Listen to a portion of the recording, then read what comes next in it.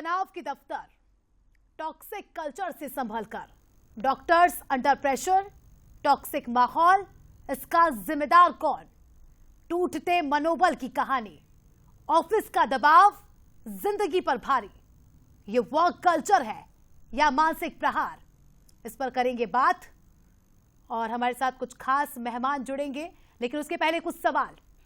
क्या working place अब तनाव के दफ्तर बनते जा रहे हैं? क्या ऑफिस, अस्पताल और ऑर्गेनाइजेशंस अब काम की जगह से ज्यादा मानसिक दबाव के मैदान बन रहे हैं, जहां प्रोफेशनलिज्म जैसे शब्द कहीं सिमट कर रह गए हैं? प्रोफेशनलिज्म से ज्यादा टॉक्सिक वर्क कल्चर हावी हो रहा है। क्या काम का दबाव एलाइट को एम्प्लॉइज को एक दूसरे का दुश्मन बना रहा है? अनजाने में ही हम एक दूसरे की जान के दुश्मन बन रहे हैं बिकॉज ऑफ वर्क प्रेशर। और अगर हाँ, तो इसका जवाबदेह कौन है? ये कुछ सवाल है जिनके जवाब देंगे।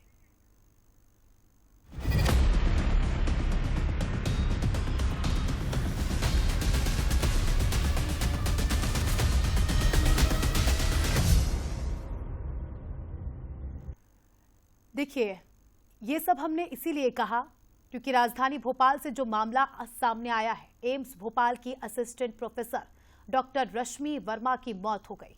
उन्होंने 11 दिसंबर को सुसाइड अटेम्प्ट किया। बताया जा रहा है कि डॉक्टर रश्मि वर्मा मानसिक तनाव में काफी ज्यादा परेशान थी। रश्मि को 10 सितंबर 2025 को शाम 5 बजे एचओडी ने मिसकंडक्ट यानी गंभीर अनुशासनहीनता का नोटिस थमाया था। नोटिस की वजह सिर्फ इतनी थी कि रश्मि बिना छुट्टी लेकर किसी कॉन्फ्रेंस में चली गई। इस नोटिस के जवाब में उन्होंने लिखा कि 1 महीने पहले सूचना देने के बावजूद छुट्टी निरस्त करना और ऐसा नोटिस देना उनके लिए बेहद पीड़ादायक, मनोबल तोड़ने वाला और मानसिक रूप से परेशान करने वाला है। इस नोटिस के बाद डॉक्टर रश्मि वर्मा लगातार तनाव में रही और यहां तक कि उन्होंने खुदकुशी की कोशिश भी की और खुद से एनेस्थीसिया का डबल डोज ले लिया। सोचिए आप, एनेस्थीसिया अपने आप में कितना घातक होता है और रश्मि वर्मा ने उसका डबल डोज लिया। इससे जो है 7 मिनट तक उनके दिल तक धड़कन नहीं पहुंची और ब्रेन में ऑक्सीजन ना पहुंचने के चलते उन्हें वेंटिलेटर सपोर्ट पर रखा गया।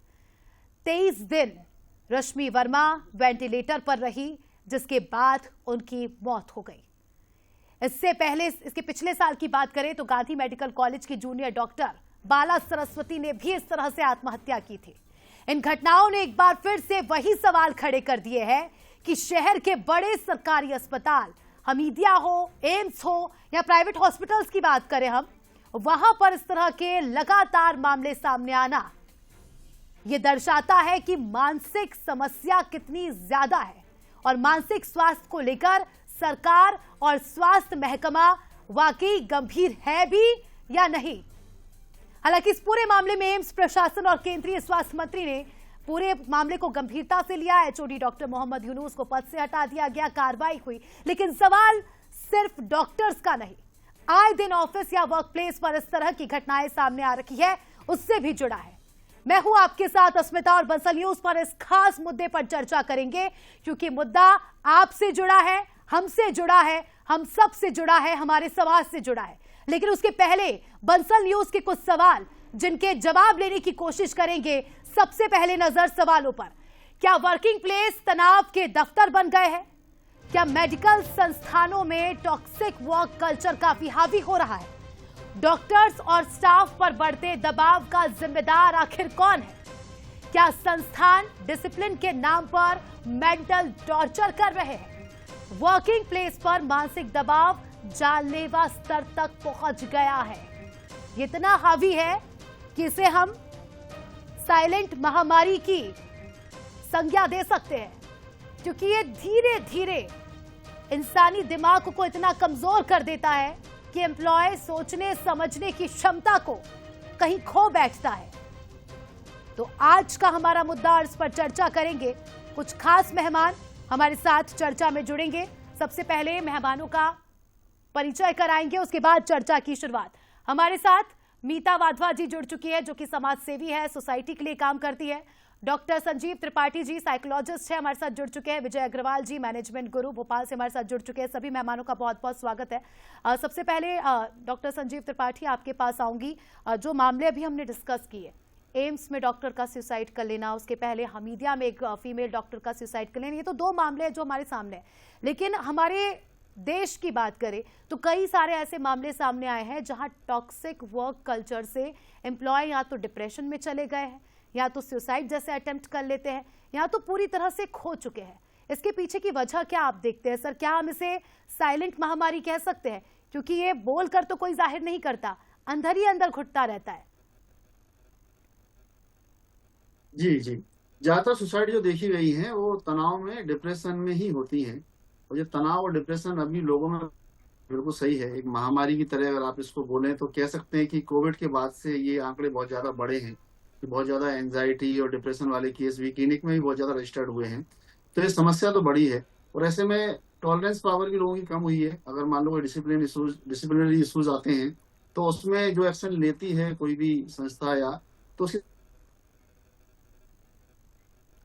सर आपकी आवाज हम तक नहीं पहुंच पा रही है, आऊंगी आपके पास। हमारे साथ विजय अग्रवाल जी जुड़े।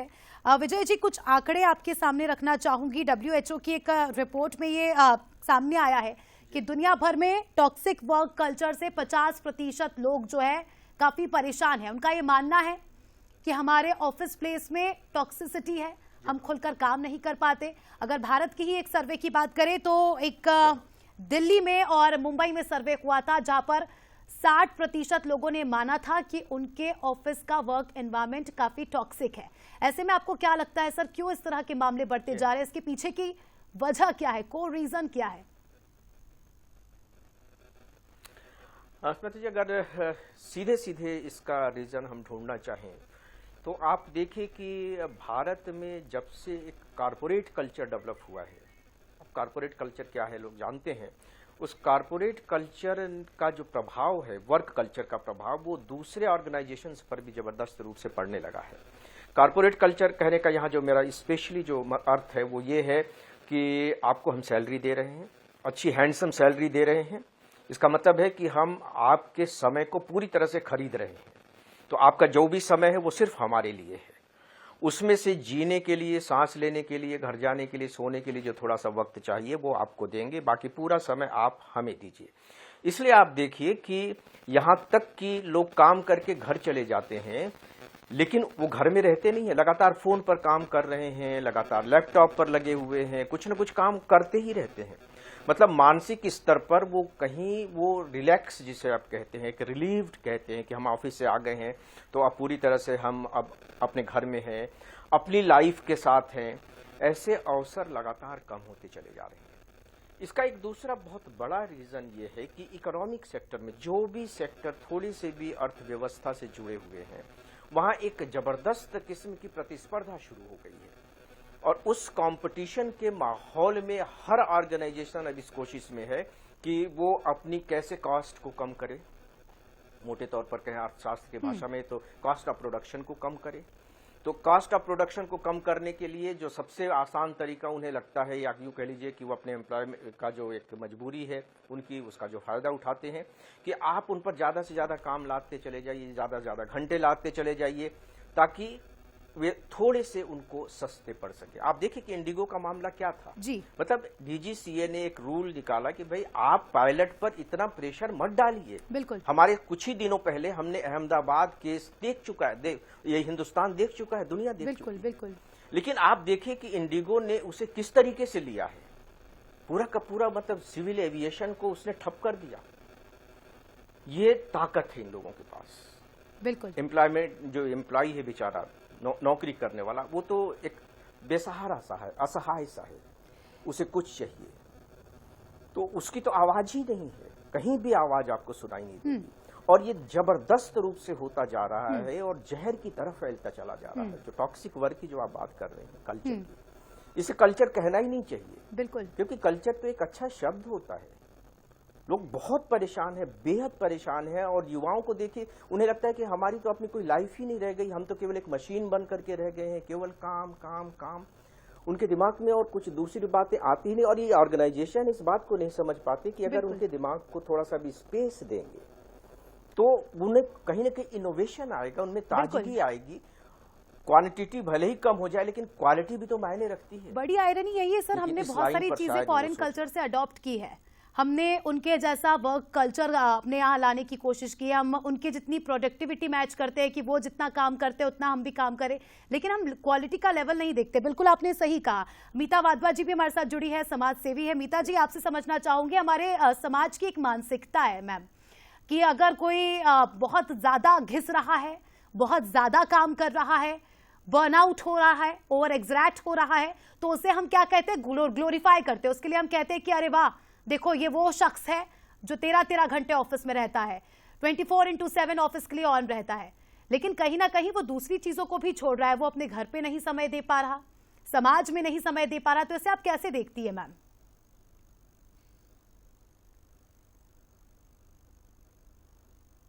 मैम, आपकी आवाज हम तक नहीं पहुंच पा रही है, शायद आपका ऑडियो बंद होगा, आप प्लीज एक बार चेक कर लीजिए। सॉरी। जी, जी। तो इसके पहले मैं अभी तो सोशल वर्कर हूँ, इसके पहले मैं नोकिया में थी और करीब 23 साल मेरा कॉर्पोरेट लाइफ रहा।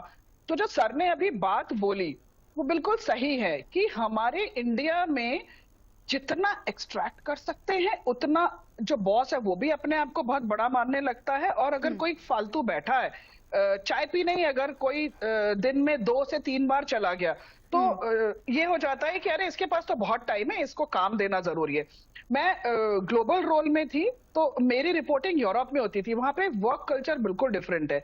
लेकिन आश्चर्यजनक बात यह है कि हमारे ही इंडियंस जो कि एडमिनिस्ट्रेशन में होते थे वो शिकायत लगाते थे कि इनका जो काम है वो तो ठीक है लेकिन ये ऑफिस से 6:30 निकल जाती हैं, बाकी लोग 8 बजे तक रुकते हैं। तो प्रॉब्लम हमारे इंडियन वे ऑफ वर्क में बहुत ज्यादा है। हमें ऐसा लगता है कि जब तक हम अपने सामने जो हमारे टीम में जो लड़का या लड़की है, जो टीम मेंबर है, वो कंप्लीटली एग्जॉस्टिव मोड में ना चला जाए तब तक हम उसकी सैलरी को जस्टिफाई नहीं कर रहे। और ऐसा कहना नहीं चाहिए लेकिन पूरे ऑफिस में टीम में ऐसे कोई ना कोई एक जन होता ही है जो नारद मुनि का काम करता है। उसके कारण इतने मिसअंडरस्टैंडिंग और मिसकम्युनिकेशन क्रिएट होते और हमें ये पता ही नहीं चलता है कि जो एम्प्लॉय है उसके घर पे क्या सिचुएशन है, वो क्या सिचुएशन फेस करके किस स्ट्रेस में ऑफिस पहुंच रहा है या पहुंच रही है। और उसके बाद ये एडिशनल स्ट्रेस, तो हमारे यहाँ पे जो पर्सनलाइज टच है, ह्यूमैनिटी जो है, वो कहीं बहुत बड़े गैप में है, बहुत बड़े गैप में है। हमारे यहाँ पे इस चीज को, इस मानसिकता को बदलना बहुत जरूरी है, बहुत ज्यादा। बिल्कुल, और जब तक इस पर चर्चा नहीं होगी तब तक बदलाव कैसे आएगा? सबसे ज्यादा जरूरी होता है बात करना। हम लोग तो बात करने से भी कतराते हैं मैम। हमें लगता है कि ये क्या होता है, अगर आज भी हम अपने पेरेंट्स से डिस्कस करें कि हमारे ऑफिस में हमें ये फेस करने को मिल रहा है, हमें मानसिक तौर पर परेशान किया जा रहा है, बर्नआउट किया जा रहा है, तो उन्हें ऐसा लगता है कि बहाने दिए जा रहे हैं या काम से बचने की कोशिश की जा रही है। डॉक्टर संजीव त्रिपाठी जी, एक बार आपके पास फिर से आऊंगी। सर, आप समझाइए क्या बाउंड्रीज होनी चाहिए, बाउंड्रीज बनाना कितना जरूरी है, खासकर हमारे मेंटल स्टेट के लिए? क्योंकि अक्सर क्या होता है, ऑफिस में कई बार एम्प्लॉयज को जरूरत से ज्यादा या तो काम दिया जाता है, वो ऑलरेडी कर चुका होता है, लेकिन उसके बावजूद भी ना कहने की वजह से, बाउंड्रीज ना बनाने की वजह से कई बार उसे पिसना पड़ता है। तो ऐसे में एक एम्प्लॉय कैसे अपनी बाउंड्रीज मेंटेन कर सकता है और क्या कुछ टिप्स आप देना चाहेंगे जिससे वो मेंटली फाइन रहे? हेलो जी जी, मेरी आवाज आ रही है आपको? जी जी। हाँ जी। तो मैं ये देख रहा हूँ इस केस में, और जैसा आपने उससे पहले सवाल किया था, मेरी आवाज नहीं आ पाई थी जी। तो मैं वहीं से शुरू करता हूँ कि अभी ये समस्या बड़ी है, जैसे आपने बताया, तनाव और उदासी, डिप्रेशन के केसेस बड़े हैं। सर, आपकी आवाज नहीं आ पा रही है, शायद कुछ ग्लिच हो रहा है, इशू हो रहा है। आपके पास फिर से मैं आऊंगी। बहुत अभी आ रहे अभी आ ठीक रही है, है जी आवाज? जी सर, जी सर। हाँ, तो कोविड के बाद से केसेस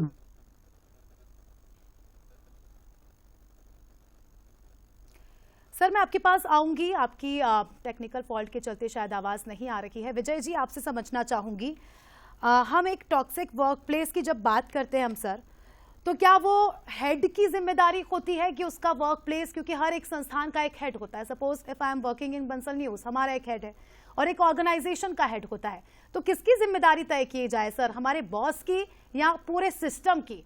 क्योंकि एक वर्क प्लेस का माहौल तय करना ये किसके हाथ में होता है? क्योंकि आजकल एचआर सिस्टम भी होता है, हर ऑर्गेनाइजेशन में एचआर होते हैं, लेकिन एचआर शायद खुद ही अपनी भूमिका नहीं समझ पाते, एचआर शायद खुद ही भूल जाते हैं कि उनका काम क्या होता है। तो ऐसे में जिम्मेदारी हम किसकी तय करें यहाँ पर सर? मैडम, मुझे लगता है कि देखिए, जिम्मेदारी एक व्यक्ति के लिए तय करना तो बहुत मुश्किल है कि इसकी जिम्मेदारी है। हाँ, मतलब एक एडमिनिस्ट्रेटिव सेटअप के रूप में, एक सिस्टम के रूप में आप किसी को ये दायित्व दे सकते हैं, लेकिन बेसिकली अभी जो एक आपने बहुत ही खूबसूरत शब्द का इस्तेमाल किया, वर्क कल्चर। जैसे आप मैडम अभी यूरोप के बारे में बात करी थी, वहां जाकर के देखिए लोग जी जान लगा करके इतने काम नहीं करते हैं। मतलब वहां तो बात चल चुकी है राइट टू डिस्कनेक्ट। अगर मैंने 5 बजे ऑफिस छोड़ दिया तो ऑफिस को छोड़ दिया, और ये मेरा फंडामेंटल राइट्स है कि मैं अब ऑफिस से बिल्कुल डिस्कनेक्ट हूं, you can't disturb me even on phone. मतलब वहां इस तरह की बातें हो रही हैं, और उनकी प्रोडक्टिविटी कोई दूसरों से कम तो नहीं है। असली में हमें अब चीजों को थोड़ा सा एक अलग एंगल से समझना पड़ेगा, मुझे लगता है। और उस एंगल में जब आप इकोनॉमी की बात करते हैं, इकोनॉमिक्स की बात करते हैं, तो उसके साथ जो एम्प्लॉयज जो हैं, उन एम्प्लॉयज की जो साइकोलॉजी है, जो उनकी पर्सनल लाइफ है, डेफिनेटली उसकी भी बात की जानी चाहिए कि उनकी जो पर्सनल लाइफ है, आप जो काम उन्हें दे रहे हैं, उस काम से उनकी जो पर्सनल लाइफ है वो किस तरीके से इफेक्ट हो रही है। ऐसा तो नहीं है कि जो बॉस है वो इस बात को नहीं समझता, लेकिन यहाँ 2 दिक्कतें मुझे लगता है कि मैडम सबसे ज्यादा दिखाई दे रही। पहला तो ये है टारगेट। ये पहली बार मैं ये देख रहा हूं कि हर क्षेत्र में टारगेट फिक्स है, बिल्कुल, और वो जानलेवा टारगेट है। मतलब ऐसा नहीं है कि भाई ठीक है आप अचीव कर लेंगे, वो जानलेवा टारगेट है, उसके पीछे आप भागते रहिए। अगर आप टारगेट पूरा नहीं करेंगे तो पता लगा कि आपकी सैलरी कटेगी, आपको निकाल दिया जाएगा। तो टारगेट। और जो दूसरी बात है वो है कि जो बॉस होता है, अभी वो बॉस है, अभी फिर वो डायरेक्टर होना है, फिर उसको सीईओ होना है, पता नहीं क्या होना है। अब वो ऐसा तभी कर सकता है जब वो कुछ एक्स्ट्रा करके दिखाए, तो उसके लिए बस उसको अपने एम्प्लॉयज दिखाई देते हैं कि उनको रगड़ो, जितना रगड़ सकते हो रगड़ो। मतलब एक जो मनुष्य के अंदर, या मुझे लगता है कि प्रशासक के अंदर एक जो मानवीयता की भावना होनी चाहिए, अपने एम्प्लॉयज के प्रति जो एक कंसर्न होना चाहिए, चिंता होनी चाहिए। वो चिंता नाम की तो कोई चीज ही नहीं रह गई है। बस उन्हें एक ही चिंता रहती है कि टारगेट पूरा हुआ कि नहीं, टारगेट पूरा हुआ कि नहीं, टारगेट पूरा हुआ कि नहीं। और तो इस टारगेट के इसके चक्कर में आधार पर एम्प्लॉयज कैसे डिसाइड करें की कि चाहे कोई एक पर्सनल व्यक्ति लाइफ कर खराब सकता हो, चाहे उसकी मेंटल हेल्थ खराब हो। और सबसे बड़ी बात यह है सर, बात होती नहीं है। बात अगर होगी तो समाधान भी निकलेगा। एम्प्लॉय भी ये सोचता है कि कहाँ मैं बोलूं, किसे बोलूं, कौन मुझे समझेगा। तो समझाने वाले की भी जरूरत है और समझने वाले की भी जरूरत है। डॉक्टर संजीव त्रिपाठी, मैं ओवरऑल आपसे समझना चाहूंगी कि कैसे कोई पता करे कि वो टॉक्सिक वर्क कल्चर में रह रहा है, क्या कुछ उसके सिम्टम हो सकते हैं और कैसे निकले बाहर। सोल्यूशन पर बात करना बहुत जरूरी है सर। जी, आप सुन पा रहे हैं मुझे? जी जी जी, देखिए यहाँ पर मुझे लग रहा है, उसमें आप दोनों की बात से बहुत सहमत हूँ, अग्रवाल सर की और बादल जी मैडम की, कि ये वर्क कल्चर का इफेक्ट तो आई है लोगों में। जो एनवायरनमेंट बना है उससे लोग बहुत तनाव में आए हैं, डिप्रेशन में आए हैं। लेकिन वाइस वर्सा है, आप डिप्रेशन, एंजाइटी को भी आपको समझना पड़ेगा, स्ट्रेस को भी आपको समझना पड़ेगा कि कहीं ना कहीं लोग बहुत ज्यादा डिप्रेशन, एंजाइटी में आए हैं और वो उनके साथ डील नहीं कर पा रहे हैं। जो भी कोई स्ट्रेसफुल सिचुएशन आती है, जब भी कोई डिसिप्लिनरी एक्शन उन पर होता है, तो सर कैसे डील करना है, कैसे हमको लोगों के साथ कम्युनिकेट करना है, कैसे अपने आप को पॉजिटिव और कॉन्फिडेंट बनाए रखना है, तो वो सारी पीछे कहीं ना कहीं डिप्रेशन बहुत बड़ा रोल प्ले करता है। उस डिप्रेशन को आइडेंटिफाई करना, अगर आप या आपको नियर वन किसी इस तरह की मेंटल स्टेट से गुजर रहा है और उस समय अगर कोई ऐसा स्ट्रेसफुल सिचुएशन आ जाता है तो उसमें उसके चांसेस ज्यादा बढ़ जाते हैं सुसाइड के। तो उसको सही समय पर आइडेंटिफाई करना, उसको प्रॉपर एक प्रोफेशनल हेल्प दिलाना, ये हमको समझना है। हम एनवायरनमेंट को चेंज करने की बारे में अगर बात करेंगे तो हम उस चीज को इसको इग्नोर कर देंगे जो मेंटल हेल्थ से जुड़ी हुआ मामला है। तो मेंटल हेल्थ इसमें बहुत सारे बड़े हैं लोगों में, उनको प्रॉपर कॉर्पोरेट की भी जिम्मेदारी है कि अपने एम्प्लॉयज की प्रॉपर टाइम टू टाइम एक स्क्रीनिंग करवाएं और देखें कौन कौन से जो एम्प्लॉयज हैं उनके जो स्ट्रेस से गुजर रहे हैं, और स्ट्रेस मैनेजमेंट की कुछ वर्कशॉप वगैरह करवाएं। ये रिस्पॉन्सिबिलिटी कॉर्पोरेट की होनी चाहिए। बिल्कुल। जहाँ हम दबाव और तनाव दे रहे हैं वहाँ पर इसका सॉल्यूशन क्या होना चाहिए, ये भी कॉर्पोरेट को सोचने की जरूरत है। वर्क कल्चर को भी बदलने की जरूरत है, क्योंकि वर्क लाइफ बैलेंस बहुत जरूरी है। तो अगर वो इस तरह का दबाव बना रहे हैं अपने एम्प्लॉइज पर, तो वो भी गलत है, मैं उसको वो नहीं करूंगा। लेकिन उसके साथ डील कर पाना, जो एक हमारी टॉलरेंस कैपेसिटी है वो कम हुई है। हम ज्यादा स्ट्रेस और एंजाइटी आजकल देखने में हमको लोगों को मिल रही है, जिसकी वजह से वो डील नहीं कर पा रहे हैं और वो डिप्रेशन में चले जाते हैं, और इस तरह की घटनाएं हमको देखने को मिलती है। बिल्कुल। मीता वाधवा जी, आपके पास आऊंगी। मीता जी, अभी समाज में मैं दो हिस्से देखती हूँ, एक है जेनजीज और एक बिफोर 90s। जो जेनजीज है वो इन सब चीज को लेकर बहुत एक्टिव है, जागरूक है कि हमें हमारा 9 to 5 है, तो हमें 5 बजे ऑफिस से लॉग आउट कर देना है और दूसरी लाइफ हमें अपनी एंजॉय करना है। लेकिन एक जो दूसरा पड़ है बिफोर 90s का, उनके लिए चीजें हैं कि हमें पूरा अपने ऑफिस पर समर्पित होना है, हमारी पर्सनल लाइफ प्रोफेशनल लाइफ सब एक है। और ऐसे में जब इस तरह के दो जनरेशन के लोग एक ऑफिस में होते हैं तो काफी ज्यादा क्लैशेस होते हैं, बॉस के बीच भी और जेनजी एम्प्लॉयज के बीच भी। तो इसे कैसे डील किया जाए, कैसे समझाए, इसको लेकर आप कुछ कहें मैम।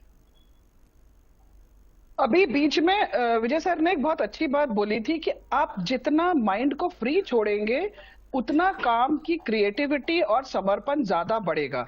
जेनजी के बारे में पिछले कुछ महीनों से, बल्कि साल भर से ऊपर हो गया, ये बोला जा रहा है कि ये लोग बड़े अक्खा टाइप के हैं, परफॉर्मेंस बेस्ड नहीं हैं, अपने टाइमिंग के बारे में बहुत, और मैं इसको टोटली डिनायल बोलती हूँ, क्योंकि कोई ना कोई होगा। हम लोगों ने मेहनत करी, हमारे बाद के जनरेशन ने मेहनत करी, लेकिन अब जो जेनजी है वो मेहनत करे, लेकिन इन अ डेफिनेटिव मैनर, इन अ मोर स्ट्रक्चर्ड मैनर। काम तो लेबर भी बाहर करता है बेचारा, सुबह से लेकर रात तक। तो हमारे यहाँ पे सबसे बड़ी जो प्रॉब्लम है वो ह्यूमैनिटेरियन ग्राउंड है। इसके लिए सबसे इंपॉर्टेंट है कि जो मैनेजमेंट है, एक ऑर्गेनाइजेशन है जो आज के डेट में नंबर 1 है सॉफ्टवेयर फर्म में, हमारे घर का बच्चा काम करता है, वो पिछले 10 साल से वहां काम कर रहा है। 2 साल से उसके वो कंपनी नंबर 1 चल रही है, उसके पहले नहीं थी, लेकिन उसका वर्क कल्चर तब भी वही था, आज भी वही है। उस बच्चे ने कभी उसको छोड़ा नहीं, उसने उस नौकरी को छोड़ के अब्रॉड नहीं गया। तो ये जो बेनिफिट्स होते हैं, ये अगर हम जेनजी को दें, मतलब हम उनको ये बताएं कि उनको सैलरी के साथ साथ ये कंफर्ट भी रहेगा, ये बेनिफिट्स भी रहेंगे, जिसे वो फ्रीबीज की तरह लेते हैं, तो वो भी एक कंपैटिबल मोड में आएंगे। हम ये नहीं सोच सकते आज की, क्योंकि हमने 24 घंटे में से 14 घंटे काम किया है, तो हमारे आने वाली जनरेशन भी करे, ये माइंडसेट गलत है। HR पॉलिसीज अच्छी होनी चाहिए और एक अलग टीम होनी चाहिए जो ड्रिल डाउन करके नीचे तक देखे कि अगर बॉस सही नहीं है या कोई टीम लीड सही नहीं है तो टीम में ये प्रॉब्लम क्यों आ रही है, which is not a problem. इतने आजकल इवेंट मैनेजमेंट कंपनीज हो गई हैं, इतने मतलब इतने सारे ऑर्गेनाइजेशन में साइकोलॉजिस्ट जुड़े हुए हैं, इतनी अच्छी काउंसलिंग करते, जैसे कि अभी सर ने बताया।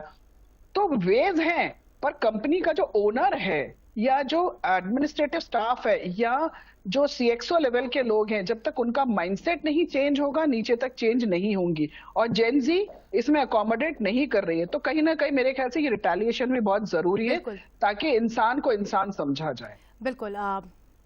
विजय अग्रवाल जी, आपसे समझूंगी, क्योंकि चर्चा तो बहुत है, समस्याएं भी बहुत है हमारे सामने, लेकिन बात समाधान की होनी चाहिए। क्योंकि अगर कोई एम्प्लॉय टॉक्सिक वर्क कल्चर में काम करेगा, निश्चित ही वो अपना 100% नहीं दे पाएगा। 100% नहीं दे पाएगा तो कंपनी को वो नहीं मिलेगा जो वो चाहती है, और एज अ रिजल्ट हम देखेंगे कि ऑर्गेनाइजेशन में डिफॉल्ट जरूर होगा। क्योंकि एक एम्प्लॉय भी अगर अपना 100% देता है, शिद्दत से काम करता है, तो उसका फायदा सीधे ऑर्गेनाइजेशन को मिलता है। तो अब क्या ऐसी चीजें हैं जो ऑर्गेनाइजेशन खुद अपने लेवल पर कर सके, जिसकी वजह से उसका एम्प्लॉय भी खुश हो और ऑर्गेनाइजेशन खुद भी डेवलप हो अच्छे से? दो तीन बातें मैं स्पेशली मैडम बताना चाहूँगा। पहला तो ये है कि जो वर्किंग आवर्स हैं वो फिक्स से होने चाहिए।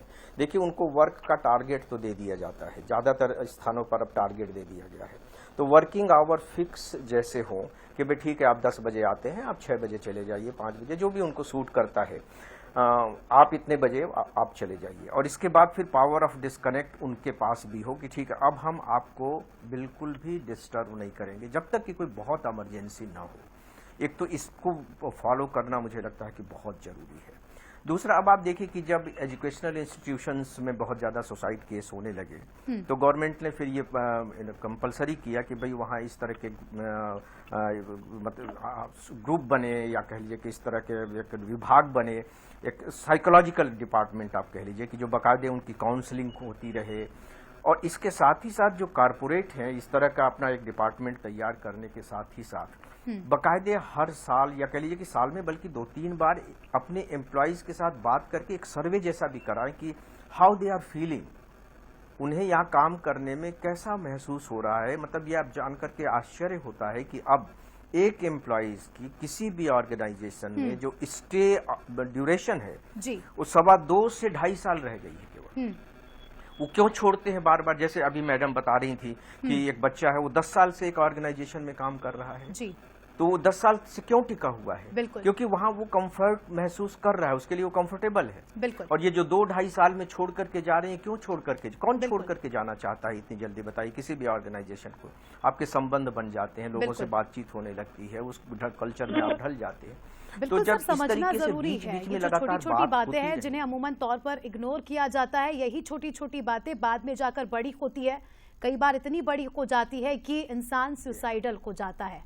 बंसल न्यूज की भी यही मुहिम है कि इस तरह के मुद्दों पर बातचीत हो, इस तरह के मुद्दों पर लोग खुलकर बात करें। अगर कोई इससे परेशान है तो वो भी मदद ले, और इस तरह के कार्यक्रम हम लाते रहेंगे आने वाले समय में भी। शुक्रिया आप सभी का समय देने के लिए और चर्चा में शामिल होने के लिए। तो देखिए, टॉक्सिक वर्क कल्चर एक मजबूरी नहीं है, इसका समाधान है। लेकिन इसका समाधान कैसे निकलेगा? बात करने से, डिस्कस करने से, चर्चा करने से, ना कि अकेले सहने से। तो अगर आप भी परेशान हैं अपने वर्क कल्चर को लेकर तो आवाज उठाइए, बोलिए, अपनी आवाज को जिम्मेदारों तक पहुंचाइए, क्योंकि आपकी एक आवाज से बहुत कुछ बदलेगा।